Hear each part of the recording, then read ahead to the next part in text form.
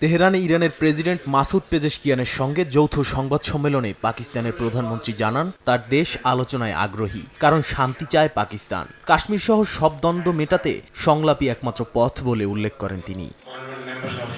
ভারতের বিরুদ্ধে সাম্প্রতিক সংঘর্ষে পাকিস্তানকে ইরান সমর্থন জানানোয় কৃতজ্ঞতা প্রকাশ করেন শাহবাজ। বলেন, ইরানের সহমর্মিতা এবং মধ্যস্থতার প্রস্তাবই শান্তির বার্তা দেয়। ইরানের শান্তিপূর্ণ কর্মসূচিকে ইসলামাবাদ সমর্থন করবে বলেও জানান শাহবাজ। পাকিস্তানের প্রধানমন্ত্রী আরও বলেন, আঞ্চলিক অগ্রগতির জন্য পাকিস্তান ইরান সম্পর্ক আরও জোরদার করতে হবে। দুই দেশের মধ্যে বাণিজ্য $3 বিলিয়ন থেকে বাড়িয়ে $10 বিলিয়ন নেয়ার ঘোষণা দেন তিনি। এ সময় বিশেষ গুরুত্ব দেন বেলুচিস্তান সিস্তান সংযোগকে।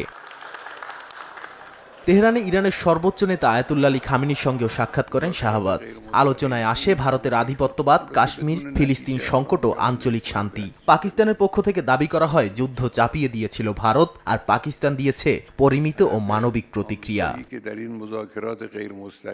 রোজকার সাধারণ খাবার এখন হবে অসাধারণ। প্রাণ স্বাদের মশলা, স্বাদ বাড়ায়, ঘ্রাণ ছড়ায়। এদিকে ভারতের পররাষ্ট্রমন্ত্রী এস জয়শঙ্কর বলেছেন, পাকিস্তান আলোচনায় রাজি হয়েছে ভারতের সামরিক শক্তির সামনে হার মেনে। সুতরাং কৃতিত্ব যুক্তরাষ্ট্রের নয়, বরং ভারতের সেনাবাহিনীর প্রাপ্য। জয়শঙ্কর আরও বলেন, সন্ত্রাসবাদের বিরুদ্ধে কঠোর অবস্থান বজায় রাখবে ভারত। যেখানে সন্ত্রাসী আছে সেখানেই আঘাত করা হবে, তা যদি পাকিস্তানে থাকে সেখানেও।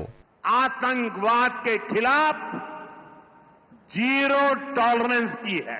সন্ত্রাসবাদ দমন নিয়ে কথা বলেছেন নরেন্দ্র মোদীও। গুজরাটের এক সভায় বলেন, ভারতের নীতি হলো সন্ত্রাসবাদের বিরুদ্ধে শূন্য সহনশীলতা।